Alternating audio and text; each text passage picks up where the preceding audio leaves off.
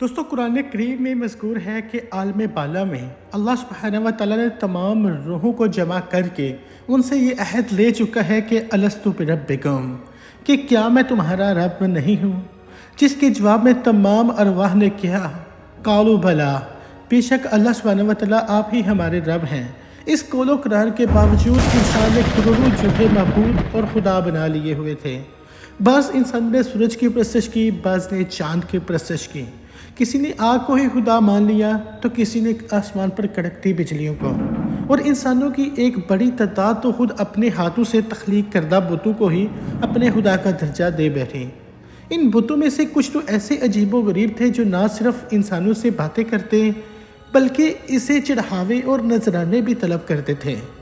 آج کی اس ویڈیو میں ہم آپ کو چند ایسے خداؤں کا احوال سنائیں گے کہ جنہوں نے پوری قومیں ہی شرک میں مبتلا کر کے تباہ و برباد کر دی ہیں، جن کا تذکرہ اللہ سبحانہ و تعالیٰ نے قرآن مجید میں بھی کیا ہے اور ان کے شر سے محفوظ رہنے کی بھی تلقین فرمائی ہے۔ دوستو انفو وائس کی ایک نئی ویڈیو میں خوش آمدید۔ اگر آپ نے ابھی تک انفو وائس کو سبسکرائب نہیں کیا تو سبسکرائب کر دیں تاکہ آپ کو اور بھی ایسی ہی انفارمیٹیو ویڈیوز دیکھنے کو ملتی رہیں۔ نمبر 1، اللات۔ دور عرب میں لات اہل عرب کا ایک بہت ہی اہم بت تھا۔ یہ مربع شکل کا مالک اور سفید پتھروں سے بنا ہوا تھا۔ اہل عرب اس بت کی عبادت کیا کرتے تھے اور اسے خدائی کا درجہ دیا کرتے تھے۔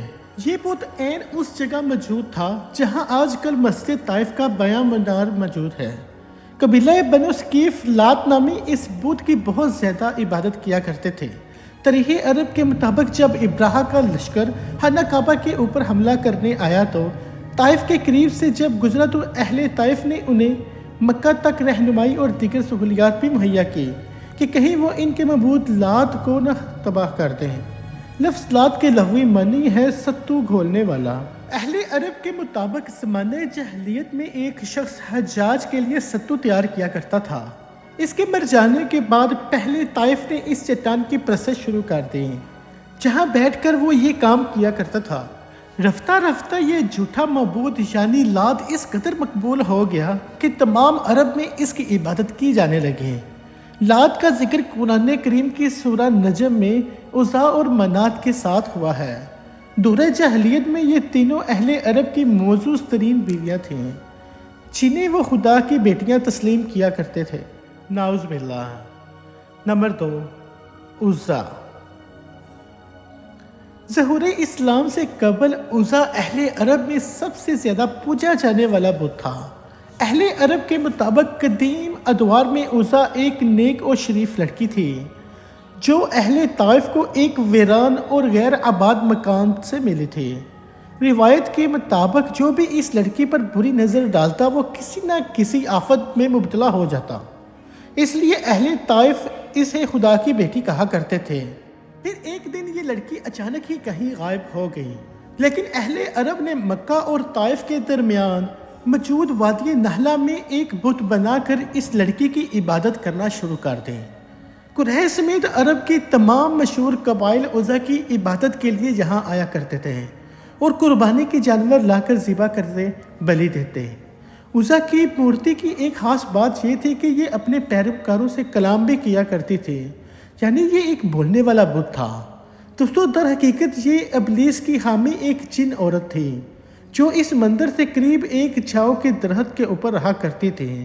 فتح مکہ کے بعد حضور اکرم صلی اللہ علیہ وآلہ وسلم نے عزا کا بت گرانے اور چھاؤ کے درخت کو کاٹنے کے لیے حضرت خالد بن ولید رضی اللہ تعالیٰ عنہ کو روانہ کیا تھا۔ حضرت خالد بن ولید رضی اللہ تعالیٰ عنہ نے نہ صرف عزا کے اس مشہور بت کو توڑا بلکہ اس شیطان دن کو بھی قتل کر دیا جس کے باعث یہ بت کلام کیا کرتا تھا۔ نمبر 3، منات۔ منات بھی لات اور عزا کی طرح عربوں کا ہی ایک قدیم معبود تھا جسے یہ لوگ موت اور تقدیر کا مالک سمجھا کرتے تھے۔ منات کو سرزمین عرب کا سب سے قدیم بت بھی تسلیم کیا جاتا ہے۔ منات کا مندر مکہ اور مدینہ کے درمیان قدیب نامی مقام پر واقع تھا۔ یوں تو تمام عرب ہی منات کی عبادت کیا کرتا تھا، لیکن یثرب کے دو بڑے قبیلے اوس اور خزرج اس کی بہت زیادہ عبادت کرتے تھے۔ اوس اور حرج میں یہ روایت تھی کہ جب ان قبائل کے لوگ حج کر کے واپس لوٹتے تو وہ اپنا احرام اسی بت کے پاس آ کر اتارا کرتے تھے، جبکہ قبیلہ بنو الت اور بنو اسان تو باقاعدہ منات کا حج بھی کیا کرتے تھے۔ دورہ جاہلیت میں اہل مدینہ کے نزدیک حج کی تکمیل اس وقت تک ممکن ہی نہ تھی کہ جب تک منات نامی اس بت کی عبادت نہ کی جائے۔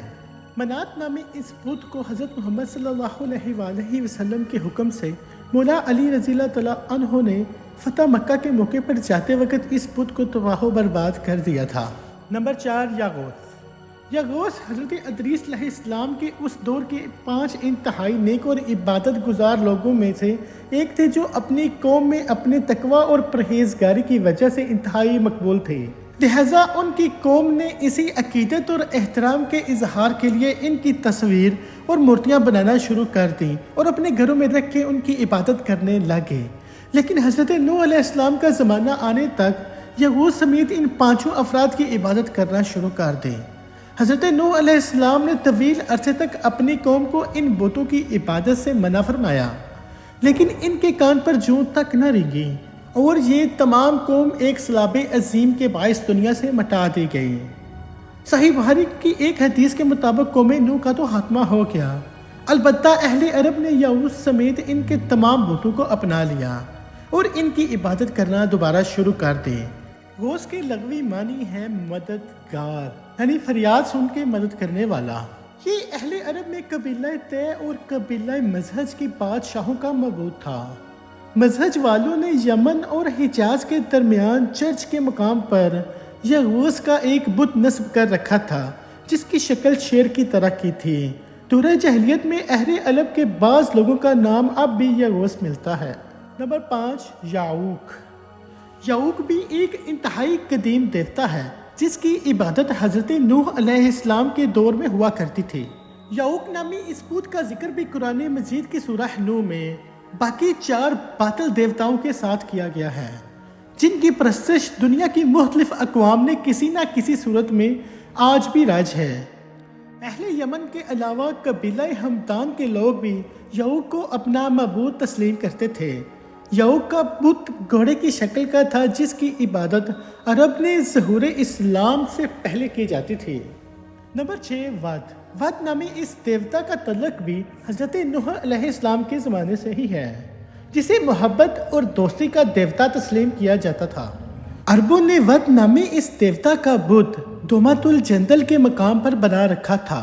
قبیلہ بنی کلب اور پریش کے لوگ اسے اپنا معبود تسلیم کرتے تھے۔ عرب کی تاریخی کتبات میں اسی ودم ابم کا نام بھی لیا جاتا ہے۔ بعض مورخین کے مطابق ہندوستان میں پوجا جانے والا دیوتا گنیش بھی اسی قدیم دیوتا ود کی ایک شکل ہے۔ قدیم عرب میں عبد ود نام رکھنے کا رواج بھی عام ہی تھا۔ نمبر 7، سوہا۔ قرآن مجید فرقان حمید میں سوہا کا نام ایک باطل دیوتا کے طور پر درج ہے، جس کی عبادت حضرت نوح علیہ السلام کی قوم کیا کرتی تھی۔ تاہم اسلام سے قبل عربوں میں اسے ایک دیوی کے طور پر پوجا جاتا تھا۔ اس کا بت ایک عورت کی شکل کا بنایا گیا تھا، جو روحات نامی علاقے میں قائم ایک مندر میں نصب تھا۔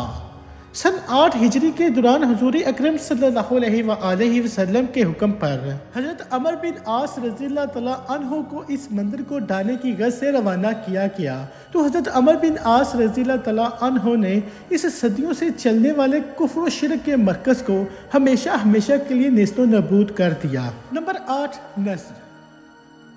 نصر کے لغوی معنی ہے گیت یا عقاب۔ نصر نامی اس باطل دیوتا کا ذکر بھی سورہ نوح کی آیت نمبر 23 میں ہوا ہے۔ اس دیوتا کا بت عرب کے علاقے برخا میں نصب تھا، جس کی شکل و صورت ایک گدھ کی طرح تھی۔ قبیلہ حمیر کے افراد اسے اپنا معبود تسلیم کیا کرتے تھے۔ قوم سبا کے قدیم کتبوں میں اس دیوتا کا نام نسور ملتا ہے، جبکہ اس کے ماننے والوں کو اہل نسور بھی کہا جاتا تھا۔ نصر نامی اس جھوٹے معبود کی عبادت سلطنت روما کے ادوار میں اپنے عروج میں تھی۔ قدیم رومن لوگ اس بت کو طاقت اور لافانیت کا نشان تسلیم کیا کرتے تھے اور اس کی عبادت بھی کیا کرتے تھے۔ نمبر 9، پال۔ بال نامی اس جھوٹے خدا کا ذکر قرآن مجید کی سورہ الصافات آیت نمبر 125 میں ہوا ہے۔ حضرت الیاس علیہ السلام کی قوم اس بت کی عبادت کیا کرتی تھی، جبکہ لوگوں نے اپنے شہر کا نام بھی اس بت کے نام پر ہی یعنی بال ہی رکھا ہوا تھا۔ یہ سونے سے بنا ایک بت تھا جس کی لمبائی 20 انسانی ہاتھوں کے برابر تھی۔ اس کے ہاتھوں کی تعداد 400 کے لگ بھگ تھی، جنہیں بال کے رسول کہا جاتا تھا۔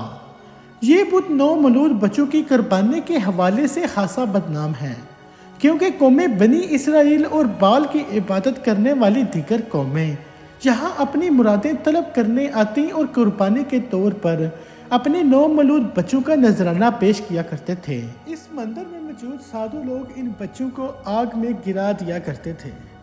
دوستو، یہ تھے وہ چند باطل معبود جن کا ذکر اللہ سبحانہ و تعالیٰ نے قرآن مجید میں کیا اور قیامت تک آنے والے انسانوں کو شرک اور گمراہی سے بچنے کی تلقین فرمائی، کیونکہ اللہ سبحانہ و تعالیٰ روز قیامت کے دن انسان کے ہر گناہ کو معاف کر سکتا ہے سوائے شرک کے۔ اللہ سبحانہ و تعالیٰ قرآن میں بارہا جگہوں کے اوپر فرماتے ہیں کہ میرے ساتھ شرک کبھی مت کرنا۔ تو دوستو، ہمیں دعا کرنی چاہیے کہ اللہ سبحانہ و تعالیٰ ہمیں شرک و گمراہی سے ہمیشہ بچائے رکھے، آمین۔ دوستو، اگر آپ کو ہماری یہ ویڈیو پسند آئی ہو تو لائک اور شیئر ضرور کیجیے گا اور اپنی رائے کمنٹ سیکشن میں ضرور دیجیے گا۔ میں ملتا ہوں آپ کو ایک ایسی ہی انفارمیٹیو ویڈیو کے ساتھ، تب تک خدا حافظ۔